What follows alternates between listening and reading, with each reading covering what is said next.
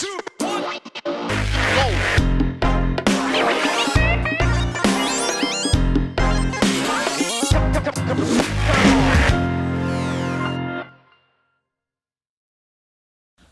En juin 2014, je décide de me lancer dans la fabuleuse aventure du doctorat. Mais ça n'est pas mon seul changement de vie. Je décide aussi de quitter Paris, ses métros, sa tour Eiffel, que je connaissais si bien depuis 24 ans, pour me rendre dans la ville de Reims. Ah, Reims, son champagne, ses biscuits roses, sa cathédrale et sa biomasse. Oui, sa biomasse. Alors ok, c'est peut-être pas l'argument premier qu'on va vendre à l'office de tourisme, mais Reims et sa région sont très actifs comme producteurs de biomasse. Vous voulez peut-être savoir de quoi je parle. La biomasse, ce sont tous les déchets, d'origine végétale ou animale, qui peuvent être réutilisés à des fins énergétiques. Pour ma part, je n'utilise que la biomasse issue des plantes. Ça peut être des pailles, des sciures de bois, des écorces. Oui d'accord, mais pour en faire quoi?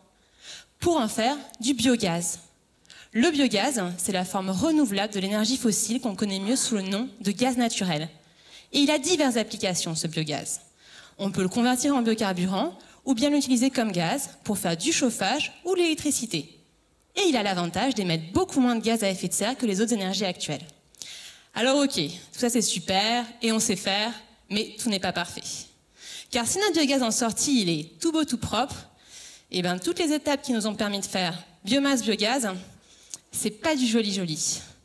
En effet, la plupart de ces réactions sont des réactions de combustion, c'est-à-dire des réactions qui vont produire du dioxyde de carbone et des polluants. Autrement dit, des réactions qui vont contribuer au réchauffement climatique et à la pollution de l'air. Ah oui, que c'est quand même ballot. On veut bien faire, on veut faire du bio, on croit sauver la planète, et au lieu de ça, on contribue à des réactions pas super clean. L'idéal, ce serait de pouvoir continuer à faire ce même biogaz, mais via un procédé autre. Et si je vous disais qu'une solution existe ?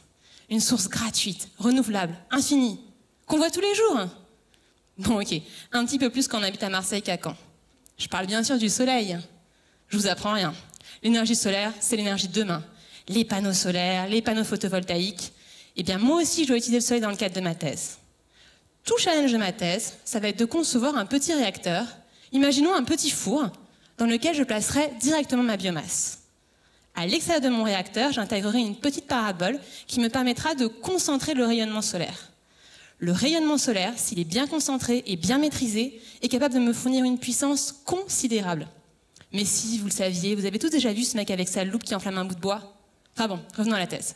Donc je disais, mon réacteur, ma biomasse, mon soleil, on mélange le tout, on laisse mijoter. Tout ça nous fait un beau mélange de réactions thermico-chimiques bien compliquées. Mais au final, qu'est-ce qu'on en sort? Mieux qu'un clafoutis, un super biogaz de première qualité, exactement similaire à celui qu'on sait faire de nos jours, et en n'ayant utilisé aucune source polluante. Et voilà, tout le challenge de ma thèse. Bon, la conception du réacteur, ça me fait pas peur. Ce qui m'inquiète, c'est où trouver le soleil à Reims.